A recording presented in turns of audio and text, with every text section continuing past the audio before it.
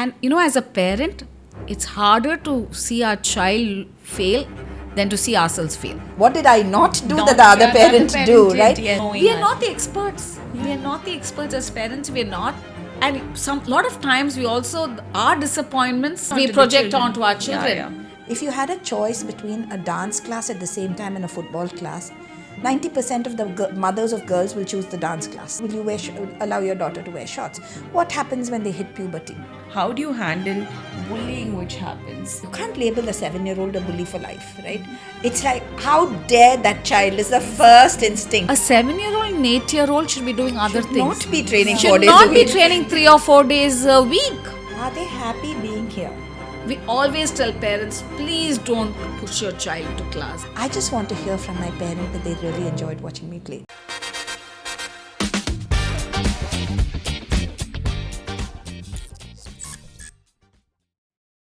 When it comes to raising children, we often focus on academics, extracurriculars, and structured routine. But what about play, movement, and sports? How much of a role do they play in raising a child and building resilience and discipline?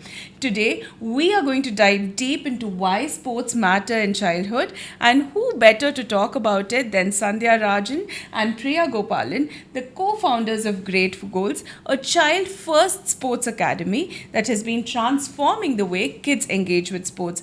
They've worked with thousands of children and parents, and they have seen firsthand how the right approach to sports can shape a child's personality, confidence, and emotional development.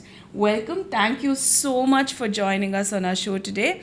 I'm Vinodini. And I'm Kavita. And we are here to bring to you KUPSHUP. Keep up with parenting. So we'll start with our first question, please. We'd love to hear from you as fellow parents, mothers. Talk to us about your journey. How and why did you decide to start with Great Goals? So, Great Goals was started in 2013. Priya's son Karun and my son Dhruv were classmates in school. Our kids enjoyed playing football, and we had sent them to a football class. And there were certain aspects about it which we were not very comfortable with, because for us the idea of playing sport meant that it was just beyond football. It was about them learning a lot of other things which were important, about the class starting on time, learning to teach them to play as a team, because teamwork is something which is very important, and that comes from sport naturally. Correct. Without us having to tell them, learn to collaborate, learn to play with your other friends, learn to listen to everybody. So we were kind of not happy with what we were seeing, and we felt that we should do something about it. Then we said, why should we only complain? It's so easy to say, this is not working, we don't like this. Why don't we do something and start something that we will want to send our children to? And those were the principles at which we started it with. And even now, anything we do, we'll think, as a parent, will I be comfortable with that? And I think that was the real reason, and that's one of the things which we continue doing at Great Goals. I think when you start something as a mother, when you're trying to give that to your child and others, the quality definitely makes a difference, right? Absolutely. What you provide for children makes a difference. But we'd love to hear from you, what is structured play and what is unstructured play, and what does that do to your child if you put them in those sort of... Okay, so the difference between unstructured play and structured play is the boundaries that you set around time and what objectives are set for the hour, right? So it's like lunchtime playing versus PT period playing, right? That is a very clear definition of structured and unstructured play, right? But if we're going to talk about how unstructured is letting me be the determinant of what happens in the time I choose, to how I use my body, to how many boundaries I'm going to push. I'm choosing all that in the unstructured thing. In a structured environment, you get to do some of that, but it's sort of with a defined objective. You're going there with a purpose. So when someone comes to Great Goals, they're coming there for that hour to learn to play football or basketball. And we take structure a little beyond what is usually structure. We have a curriculum. So any Great Goals field you go to, that particular day has the same objectives going on. So when you come to football that day, it might be learning to dribble with 3 parts of your foot, or it might be, first touch or whatever it is, that's there's a specific reason they're coming to that class on that day. There's a specific reason they're coming to great goals for that term, right? And it's sort of predetermined what our end goal for that period is. And that's the real difference between structured and unstructured, that someone else is sort of drawing the boundaries of what you're doing with that time, versus unstructured play is how am I going to determine So what you I'm have doing. learning outcomes for that We're very structured class. like Yeah, a school actually. Yes. We have an annual curriculum. We have a technical director who sits in the UK, and he was here last year for about 6 weeks. So he sets up the curriculum for the year, and that curriculum is broken down into terms, then it's broken down into modules, and then every day every class, every week there's a session plan that coaches deliver. See, and structure is also important, right? Because even for somebody who's the educator, when they have a structure, it's easy for them also to deliver it, and even within that 1 hour, how much time is spent on warm up, how much time is spent on a certain aspect of the technical aspect, then whether they're playing game time, and then cool down. Correct. And when you have that structure, it's easier for the educator to deliver it. And I think that's important. And then also, we are all living in a time where it's kind of, you take time to get to a class, you take time to come back from a class. So as a parent, you also want some structure in the activity that you're sending your child to, right? That also helps as a parent. So if you're able to find a place, where you can send your child for that structured play, it helps, I think, in today's day and time. And again, like she says, even if you have the structure, you are giving that flexibility to the child, and I think you have to listen to the child even in a structured play. Just that in a structure, there is a boundary. But the boundary when a child is younger has to be a larger boundary. The play area has to be a much larger space. So for the child to explore himself or herself within that boundary also. Got it.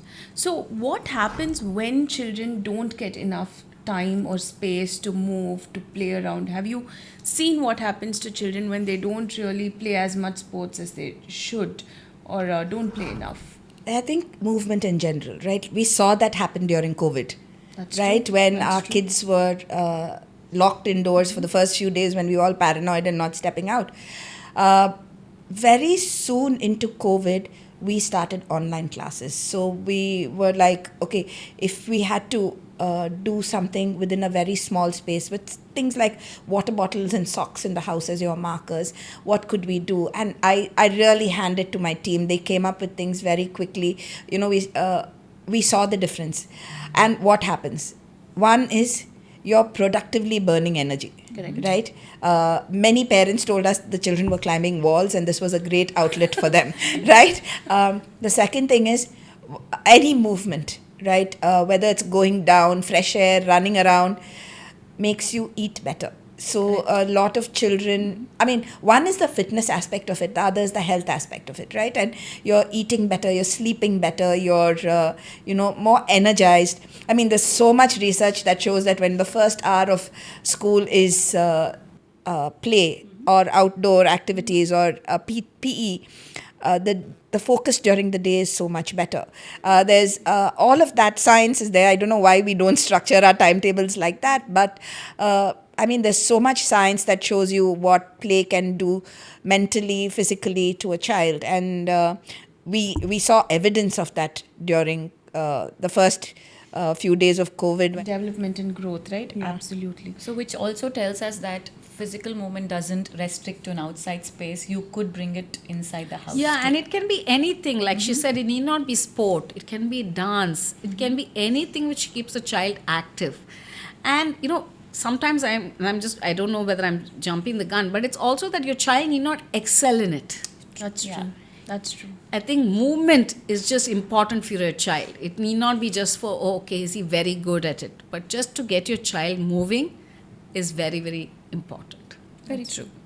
As parents, we often want to build child's confidence, but real confidence comes from competence. When they master a skill or when they push past a challenge. In your experience, how do sports help children build real, deep-rooted confidence? Yeah, definitely, definitely. I mean, and this is something which I was just telling before that I think we should not just look at sport. That is my child going to excel in it? Is my child going to get a medal? Oh, he's not, playing competitive matches. He's just going there to have fun. If he's having fun, great. If he's enjoying the class, great. And it's just about building so many other skills around it, right? You make friendships. You make so many friendships which is just outside of your school and the people you know typically. My son, for instance, he went to a smaller school, but he now has friends from about 30 schools in Chennai. When he comes back, I mean, he's now 22 years old. He comes back and suddenly he's like, there are so many turfs, and he's like, Amma, I'm going to go play football. And I'm like, with who? Oh, this boy is in town, this person is in town, we're all catching up and we're just going to go play football.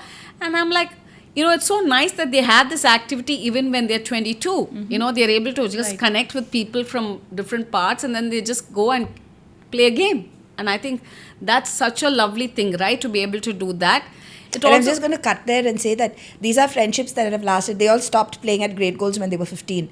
So these are friendships that have carried through past these years. And so... Yes, exactly. And, it is hard, right? I mean, you've been in some school one school for 10 years and then you move.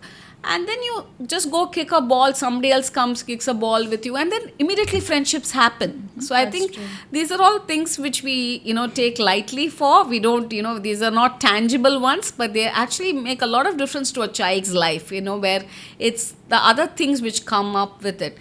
Discipline. There are, I've heard people tell me, and I've seen it myself, that, lots of our kids come to the class directly from school. So if they have to pack in their uniform, they have to pack in their shoes, shin guards, stockings, everything has to be ready. It's all ready the previous night. And, they go to school with that. Then they manage to have a sandwich. They manage their time. They want to do this. They manage their time. They make sure they're on the field at that time.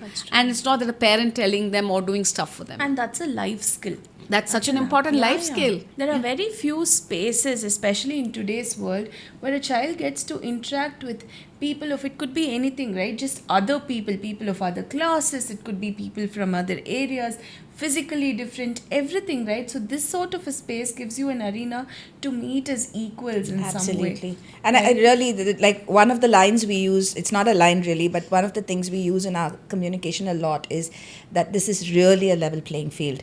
I'm not asking you how you came. I'm not asking you where you came from. I'm not asking you what your parents do for a living or what school you go to. Maybe I'll ask you what school you go to, but it's an incidental question. It's not something that defines our relationship. But the fact is, you're all on that same place in the same uniform, kicking that same ball around and being part of the same team. And I think that speaks so much more about how we build equal societies, more equitable societies, more than, us trying to... I mean, this is a natural process for doing that. They just learn it automatically. It just comes comes from them, comes from within them, that, okay, there are different people. We are all just going to be together as a team. Right. That's what is important. What we do on the field is really important, and we are together as a group, as a union. And the other thing which I really feel, which we don't speak about, is time management. That's true. I think, and even one of the things is, as adults, we're all managing our time, right? We have to, be at our jobs. We have to take care of our children. We have to do multiple things and do them all well. And I think it's important for children to realize that, whether it's academics, whether it's physical outdoor play, whether it's music, whether it's art, how do I manage my time with all of this and do it well? That's true. I think that's... And be happy at the end of it, like that, and that's such a important thing. I'm also going to go back to your original question, because we've gone a lot beyond it. But, confidence and competence. If I'm doing something well, I'm automatically confident about it. But if I feel safe making mistakes, I'm also confident. Correct. Right? Yeah. The education system these days, they talk a lot about removing the element of competition from their students' life. I don't know how much, you still hear about it, but there are no exams, no ranking in classes. All of those elements are taken away because somewhere schools feel that, hey, we don't want to bring in an aspect or an element of competition within the system here. One, how do you handle that? In sports and life, it's not really possible, and because you play to reach an end goal. There is going to be a winner and one who is not a winner or a loser, right? What is your take on that new age system of raising children, and how do you handle competition in your business? So this is something which we always speak about, So we and I'll be honest, we're quite conflicted, because as a sport, it is important. It is also nice for the children, to have matches with each other, and there is an outcome. It's not that you don't have an outcome. And how do you reward those outcomes? How, or do you not reward these outcomes and say you just play? But children are children, and they do want. So, but at the same time, we've also realized that, we have to reward the ones who did put in their effort, right? And there has to be some seriousness that comes out of it. Because unfortunately, if you say, okay, all of you get medals, all of you do this, there's no seriousness aspect about it. So we do have match days every Saturdays in our centers. And those match days, we don't reward them. They play just for the sake of playing, and it's 2 hours of match days. But certain times at the end of a quarter, we do have like a center versus center, or we have where there are medals. And we also then reward for also someone who is a promising player, someone who's given effort, someone who's shown fair play, someone who has taken, and those are things which we kind of also want to show and recognize children who are putting in the effort. We have a monthly award where where coaches nominate players from all over, and it's the milestone award, and it's the other is the fair play award. So it is kids who have made a difference on the turf or in the field during that month. Or maximum attendance award, the best attendance award. What is a best attendance award? It recognizes the parent and the child's effort. Commitment to be there when they're supposed to be, and be there consistently, right? And I think that's a valuable award to give, because you're saying, I respect that you respect what we are offering. Right. The second thing is the fair play award, that it is, have you been a fair person on the field? Have you been, respectful of who else is on your field?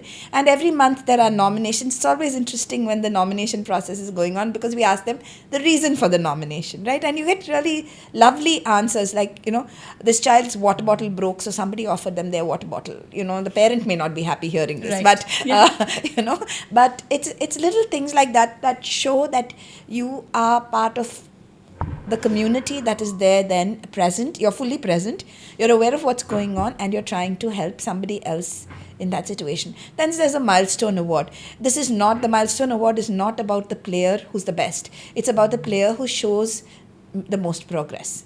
I can start from 0 and reach 5 versus someone who's a 9 who goes to a 10. The 0 to 5 is more progress than the 9 to 10, right? And we have to honor that.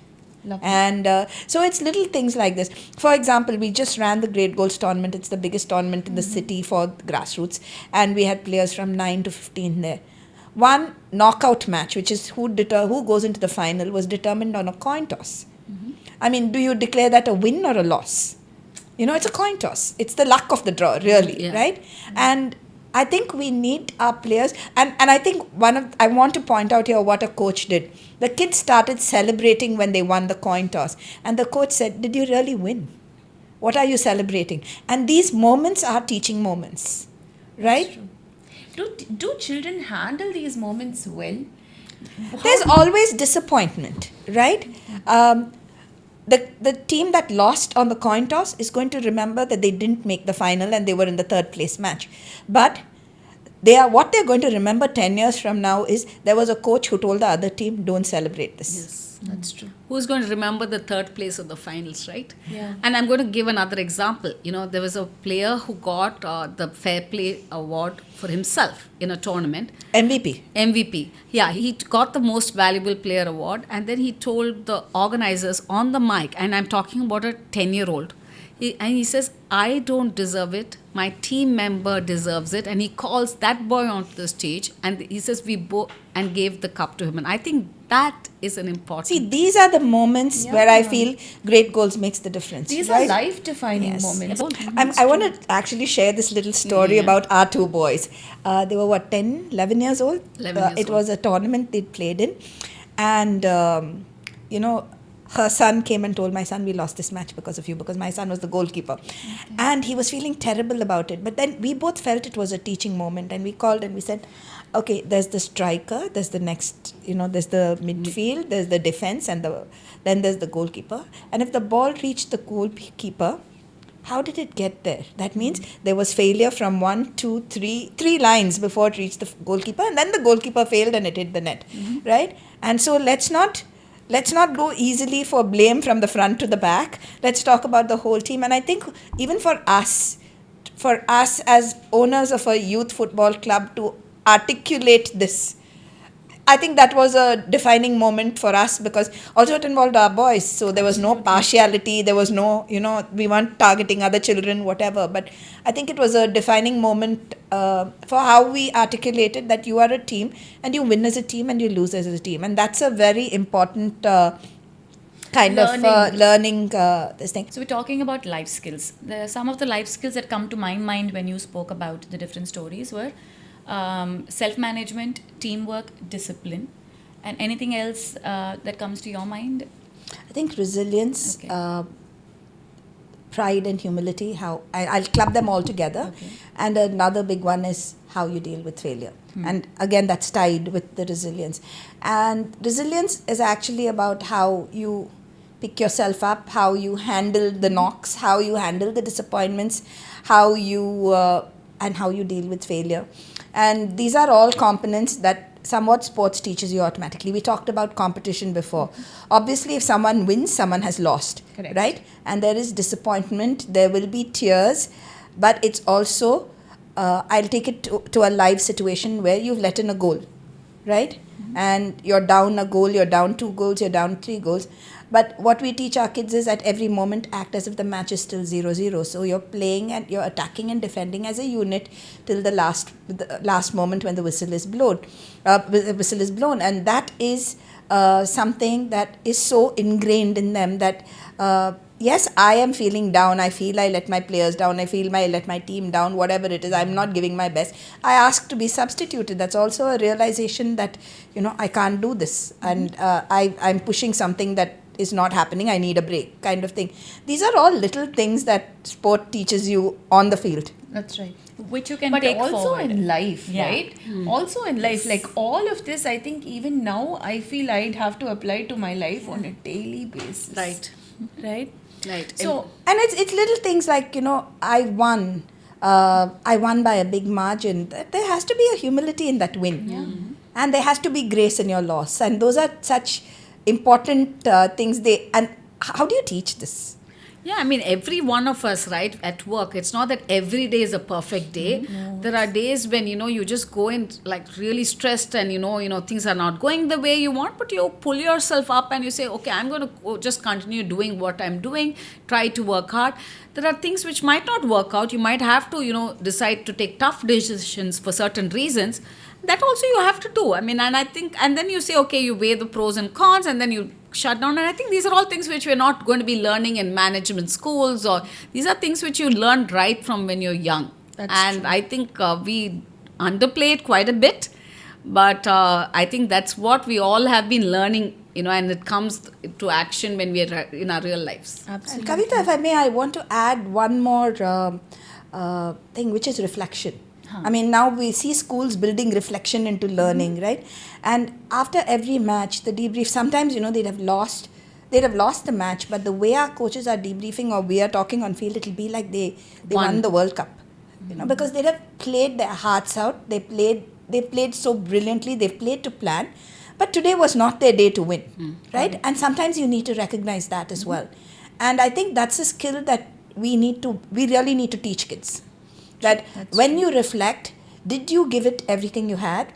And the outcome may not be this thing, but did you give the journey everything you had? And even for a win, I think you have to reflect. Sometimes you might have won, but not just because of what you did well, but because, of certain other reasons. Yes. And it's important. Reflection, I think, is really, really key. And I like what you said about sending in a substitute, which also translates into life. So when you are at a very high corporate level position and somehow you feel you're not giving your best, you should have that in you to say, okay, fine, let me bring in somebody who's the expert in this, Right. who can take it forward. Doesn't look like that would be me now. So that they've already learned on the sports field, which they're bringing into It's their also life. that ability to pause, right? Right. Okay, I can't do this. I need a break. I need to step back and I need to go back in with a little more energy, with a little more focus. And I'd also want to add self-awareness at this point, because that's what this all, comes up to, being aware of what they need. Who they are, yeah. That's true.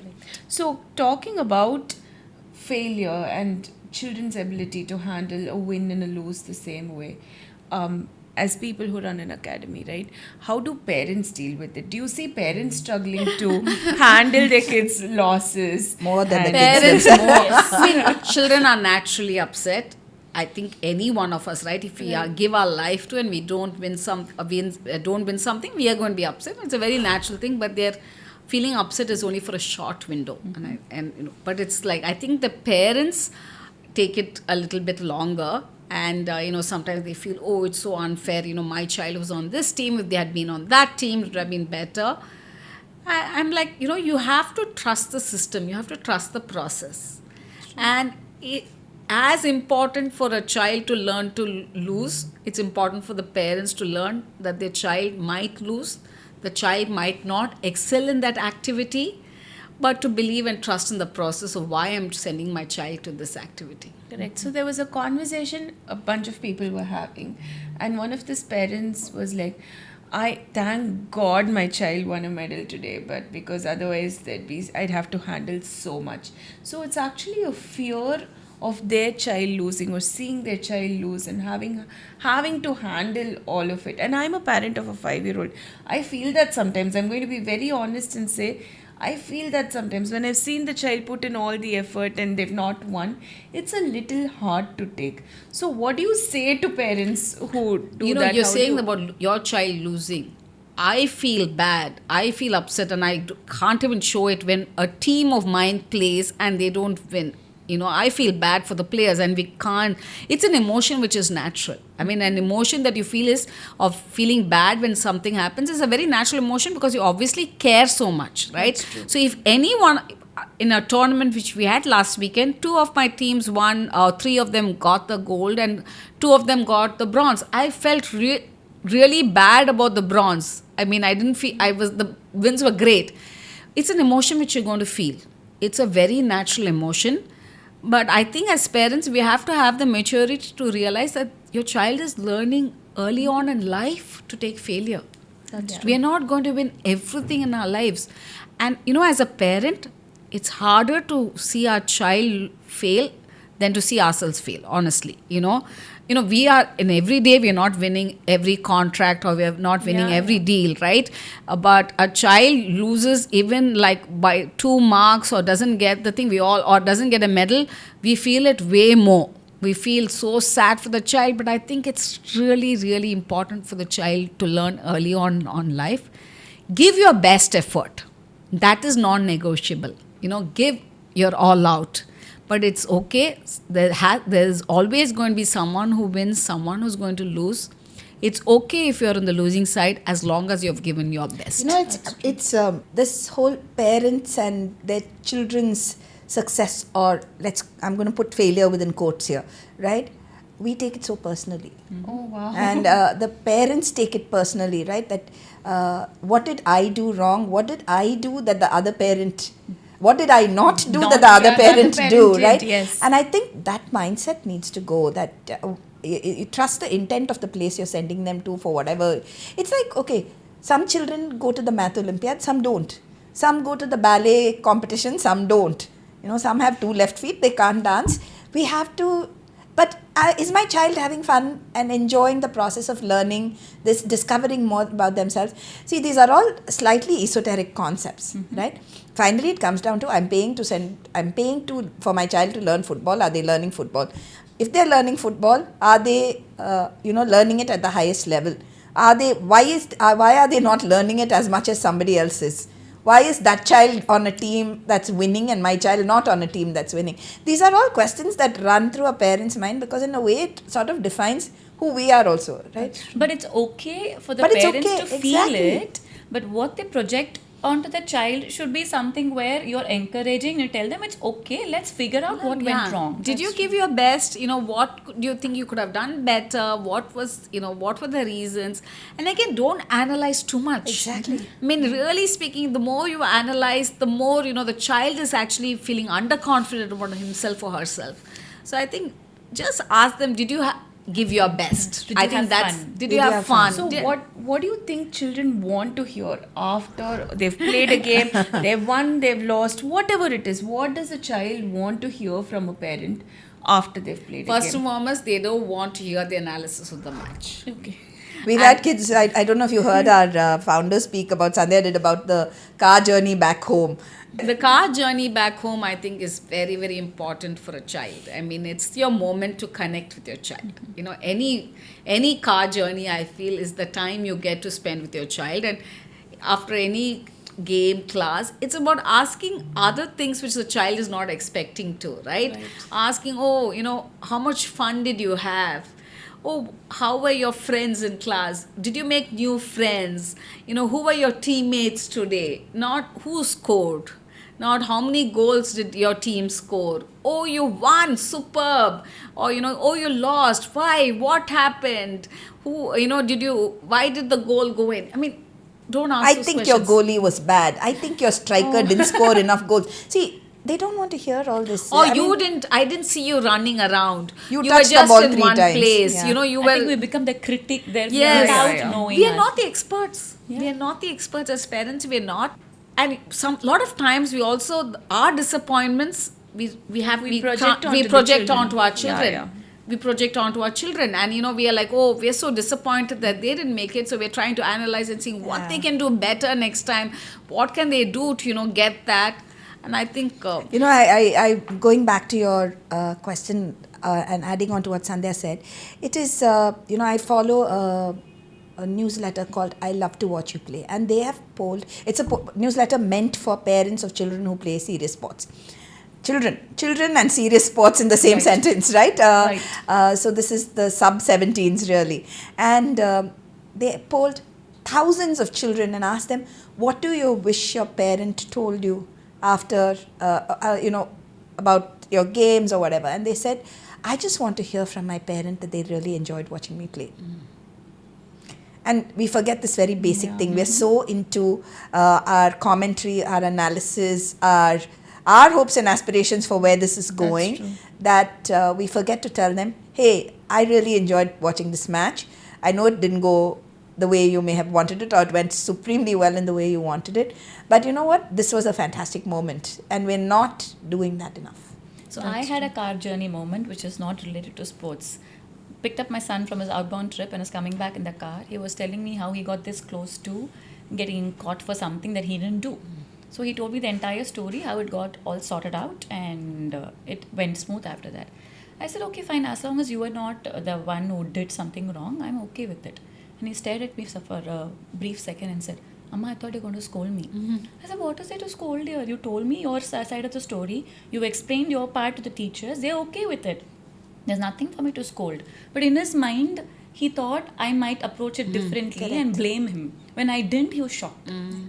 So when you said car journey, that popped into my And I think car journeys are brilliant. I mean, if you have the luxury of being in the car with your child alone, it's so precious. And, instead of reviewing and critiquing their life, it's a time for real conversation. And I've had some of the best conversations with my son The in the car. connection you have with your Yes. child really comes up then. It's captive in a lot of ways. especially if you have two children, there's just one of them in the car with you. Yes. Then the bonding is very different.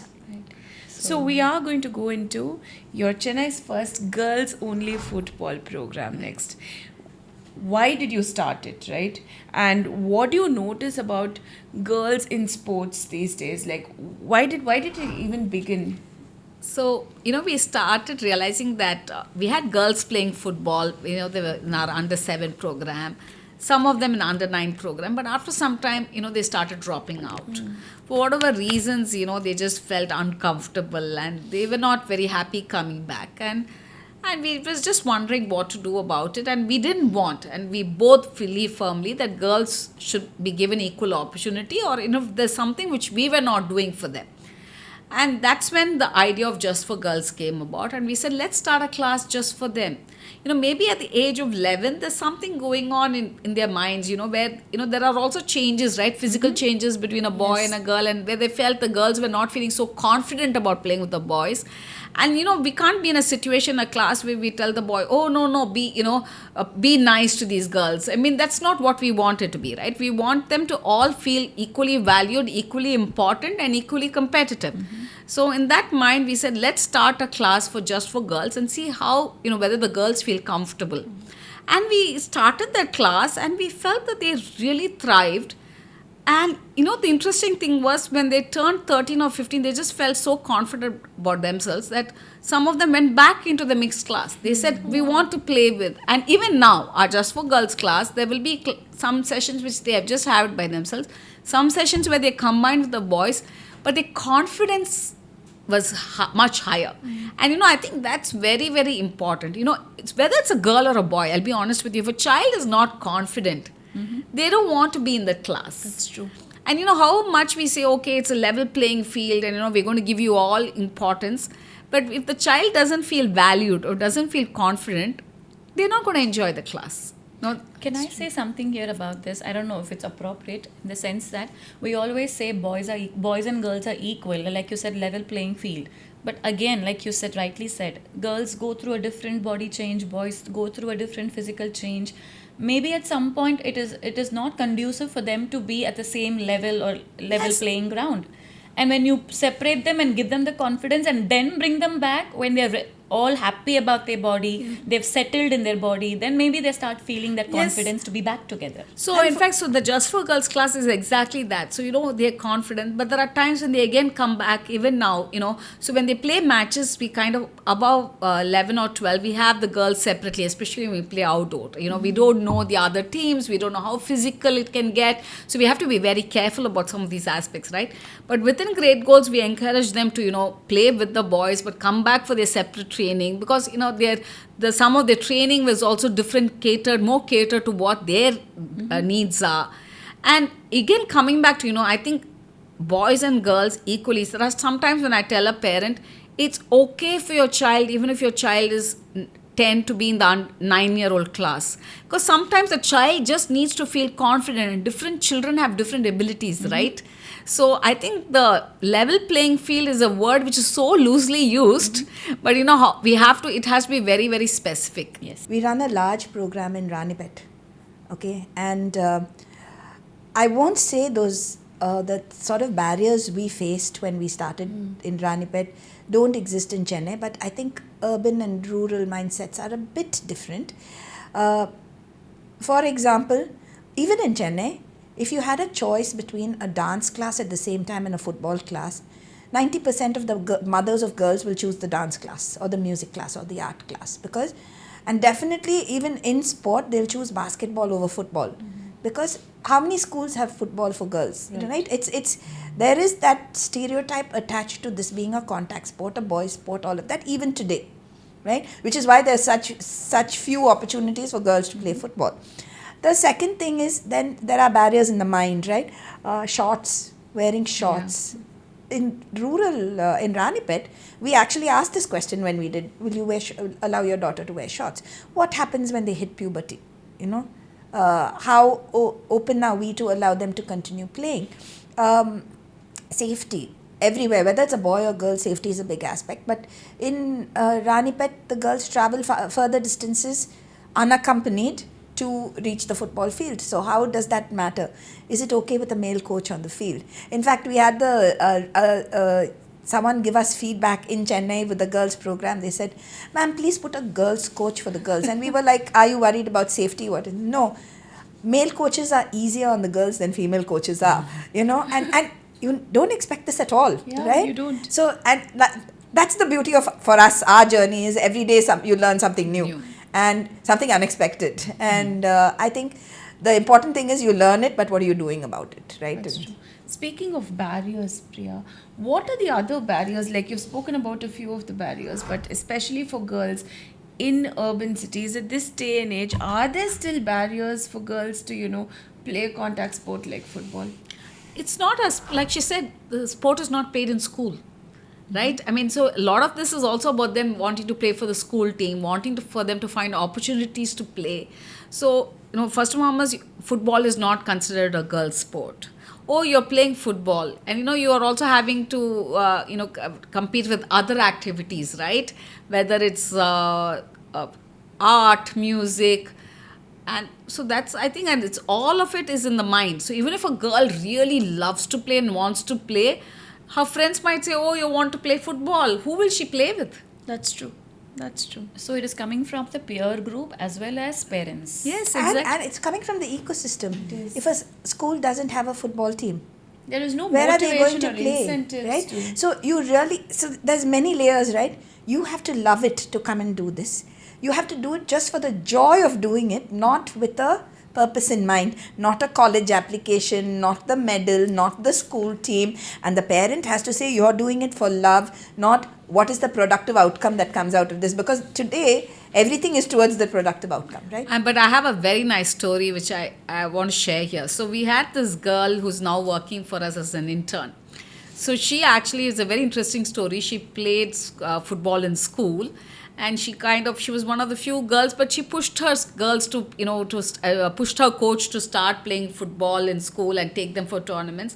Now she's gone to college, but she loves the game so much that she's interning with us on weekends.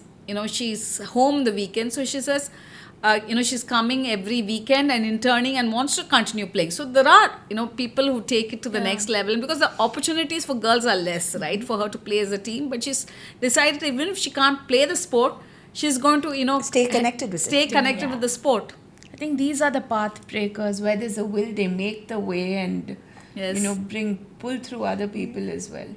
So on this topic, right, I do have a pretty serious question for you. While you're playing a sport, when we're talking about all the benefits of it, there is also a slightly darker side to it, right? How do you handle bullying which happens in between children on the ground? Does it happen these days? How does it happen, and how is it handled?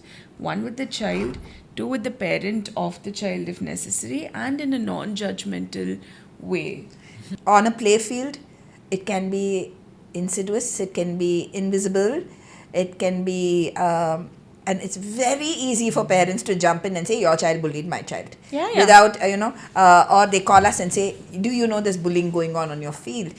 But the, attempt has to always be to Can I create interrupt and say, what kind of bullying are you seeing? People can use Bad words.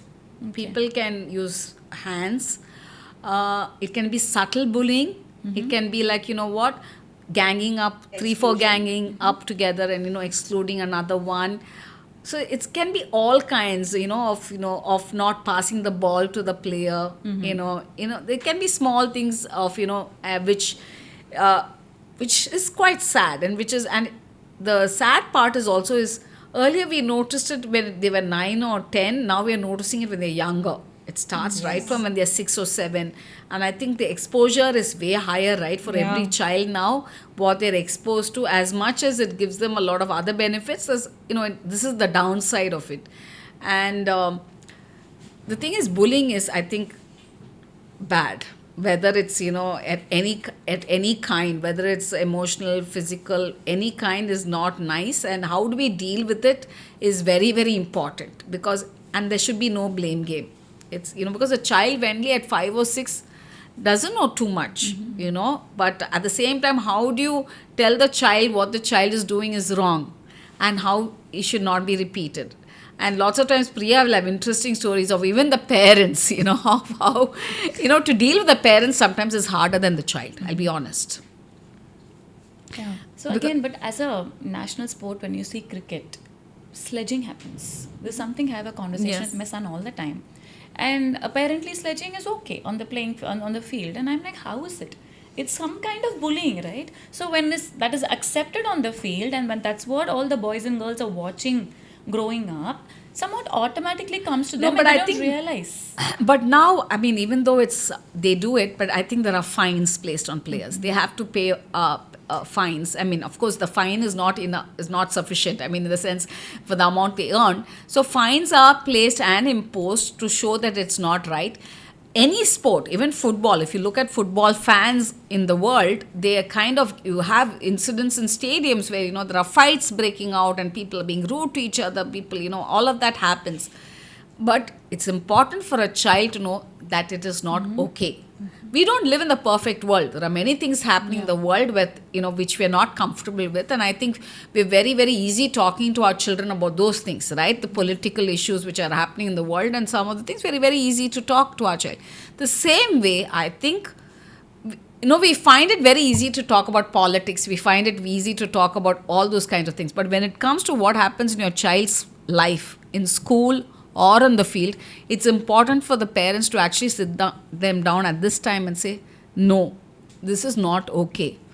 Just like some big countries are bullying some small countries, it's not okay for anybody to say or do something. Number one, we have to make sure that the children know it's a safe space and be very clear about our expectations and the boundaries, right? And this we have to repeat. And the only way we do this is education, and in a not judging way, that you can't label a 7-year-old a bully for life, right?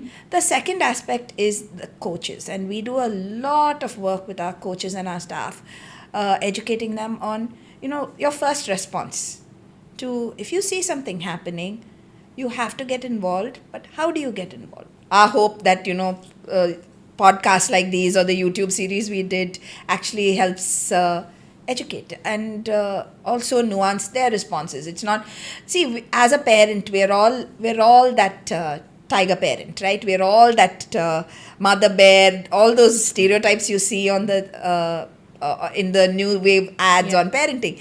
But we have to realize every incident, event has multiple angles to it, multiple viewpoints and multiple stories connected to it, right? And we tend to only listen to our child's view, saying, he hit me, or he pushed me, or he kicked me, he left me out.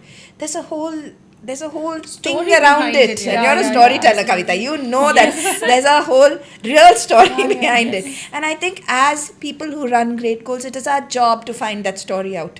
Right? What actually happened? What's going on? In so many instances, we've seen that it carries forward from school. So a lot of these things actually stem from, sometimes they're in the same school, it's happening something which happened in school. So sometimes it might have been that A might have bullied B in school. So now B wants to get back at A and does that in the field. On the field. It could have been on the school bus. It can happen online. It can happen on WhatsApp. It can happen anywhere. But even if it's just that 1 hour and if it's an incident, we have to go through the full story. We have to go through the full sequence. And it's very, very important to hear their individual stories separately. Because, you then when they speak about it separately, you can kind of connect all the dots. Yeah. And then you kind of try to understand what really happened. And it's also important for parents, I feel, to understand how to react to the whole situation, because we react, we don't respond. It's a very it's like, how dare that child is the first instinct, right? And sometimes people don't respond also. It's very important for you that if your child comes and tells you that they're feeling uncomfortable, that you listen and you kind of act on it. Don't react, but respond. I think that's very, very important to do that. That's true. And also bring it up in a, we've got the whole spectrum, right? We've been doing this we're in our 13th year, and we've had parents who will call us and say, how dare you let this happen? What were your staff doing? There's that direct aggressor. There is the passive aggressive saying, I don't know how it happened on your watch. Then the third way is, this is happening, could you look into it? And the fourth is like, can I help you solve this? Can I help you do something about this? And of course, this is just 4 ways, but there are so many more and everything in between. But I think the thing is that we have to educate the kids. We have to be very consistent in how we draw those boundaries, be clear about our expectations, and keep consistently reinforcing that. The second is how we educate, empower our coaches and our staff, whoever's on field to do this. And third is, of course, Sandhya and I, we have a safety policy at Great Goals, right? I mean, we've had it for years. And last year, the All India Football Federation had asked every academy to do it. But we've had one for years that's been child first, like you said, right in the beginning. And we try our best to make sure through such means to make sure that parents know it exists, and that, finally it is, why are we doing this? We want children to be happy, discover themselves and fulfill a part of themselves, nurture their growth, etc., etc. It's all about all of that, and this is such a key piece to it. So what I'm hearing right now is, when you send a child to a sport, it's not only about the child and that sport. There are so many things around it. The coaches, the parents, the bullying, everything. There is everything coming together. It's like a almost mini like school. a dose of life. Yes. I wouldn't even call it a school. It's almost like this is like the preparation for life that those children are getting. And we have to work very hard because we have that responsibility to be that little 2-hour window into life every week. That's you true. know, In a very short window. Yes. Yeah. where they're voluntarily coming. That's true. Most of the time. So educating the parent looks like is a need of the hour, because each comes with a different parenting style. What is okay for one is not okay for Yes. another. So for you to navigate that space and get them all on board and say, this is what we stand for and this is what you should be standing for. I think we have to be very, very clear. The moment we are clear that this is what we stand for and this is who we are, then it's easy for us also to get the parents on board. Because if we are unclear about it, and I'll be honest, there are times when Priya and I have had long discussions. We've also had to do course correct along the way. What used to work in 2013 will not everything will work. The core principles definitely it will stay. But some of the things where generationally the parent community has changed, the children have changed. In 2025 we have to articulate it even better, maybe refine a few things, but the core principles stay this, and this is who we are. This is why we believe this is important, and this is what And it we took feel. Sandhya and I a long time to come to, we may not be the best place for you. Yes. We actually say this to parents now. If you really believe that you want your child to be, when they're 7 years old, playing at some state level, or this is how you want our coaches to be, or this is how you want our staff to respond, that this is how we work, and we're willing to listen to you, we're willing to take feedback. But if despite all this that's not setting up for you, then we are not the place for you. We firmly believe that a child should try different kinds of activities, should try different kinds of movement, different kinds of sport, different art, music. It is important for the child to explore that, because we don't know what the child really wants to do. I mean, the child might articulate at a certain age. Not everybody can articulate that I want to do this and I like this. But we, as a parent, I think, and I've done that, and I maybe sometimes maybe a little early, but you kind of try to expose them. So there are people who will tell us, like she said, why aren't they playing matches? Why aren't they playing tournaments? For them to be able to play external tournaments, they have to definitely train for 3 days a week minimum, or 4 days a week minimum. And a 7-year-old and 8-year-old should be doing other things. Not be training 4 Should days a not be week. training 3 or 4 days a week. They should be playing football. They should be trying to play, learn music if they want to, learn dance if they want to. They should try to do different things. Play another sport. Sometimes these cross-disciplinary sports are also very, very good.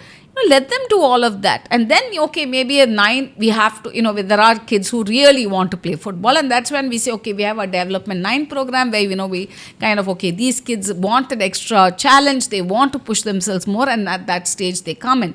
But I think some of these principles we both struck very, very hard with. We've said no, this is what I believe a child should be allowed to do.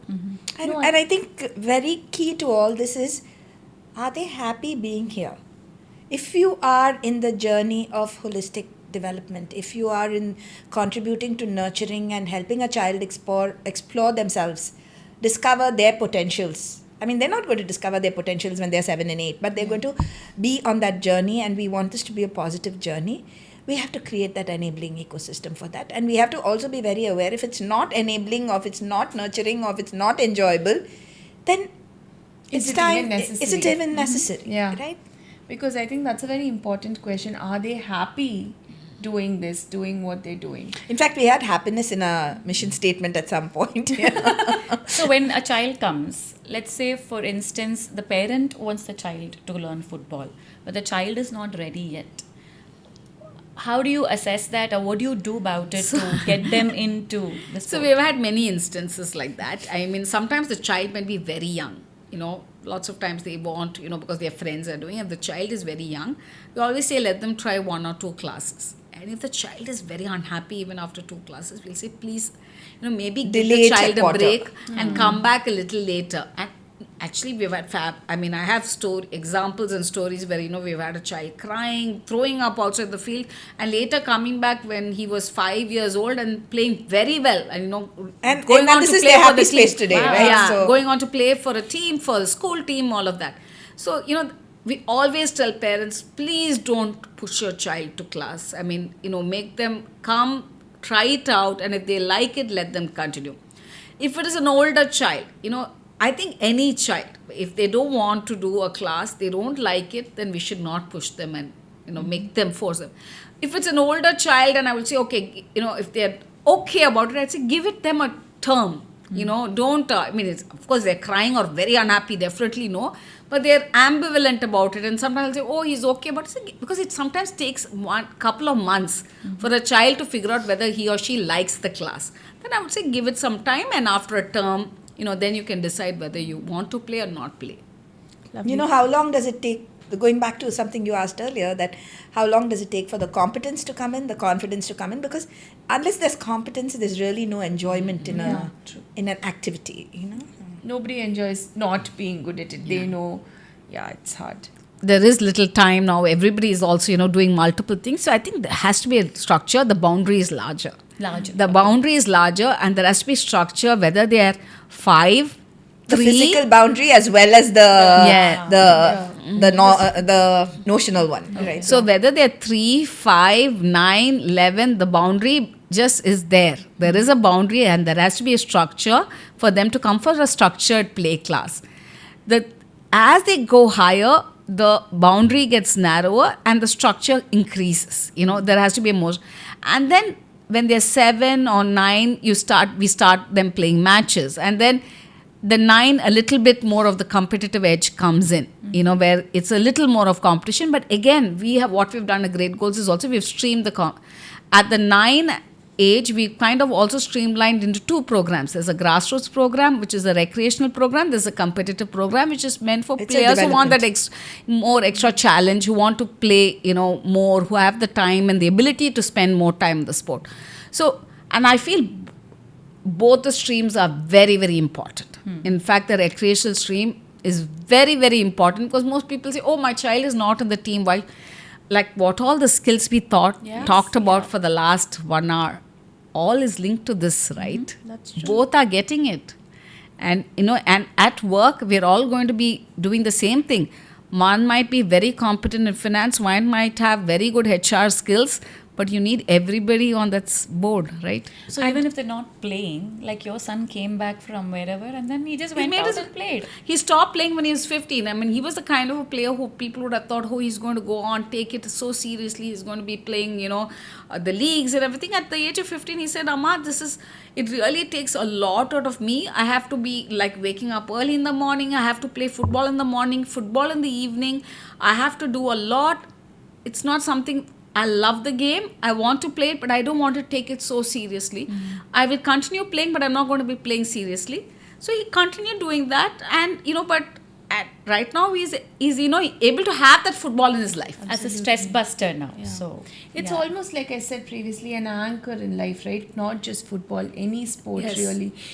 Good day, bad day, when you have that sport for that 45 minutes or an hour, you are only a player of that sport, and that is something that carries you through life, right? So I think we've come to the end of our podcast. You've worked with thousands of children, so many different personalities, backgrounds, and just worked with them, several of those kids, right? What is one thing you think that children want parents to know about sports or know about how they play? You wish or they wish parents knew enough about how they approach sports. Just let your child be. And then, I think trust the system, trust the process, and let the child is the best judge. Got it. Got it. And I think if they're enjoying the journey, enjoy it along with them. And at every time, listen to them, right? Yeah, these would be key takeaways, because whether it's sports or anything else, right? I think sports is just, it's more competitive, it's more whatever, it's more contact. But I think as a parent and as someone who's run Great Goals for this many years, I would say listen to your child, and if they're enjoy it along with them without the undue pressure of why aren't you doing enough. Lovely. Thank you so much for your time, Priya and Sandhya. If you did like this video, please like, share with anybody who's a parent of a child for whom you think this video might be useful to. Thank you so much for your time. We'll be back with our next episode of KUPSHUP. Keep up with parenting. Thank you.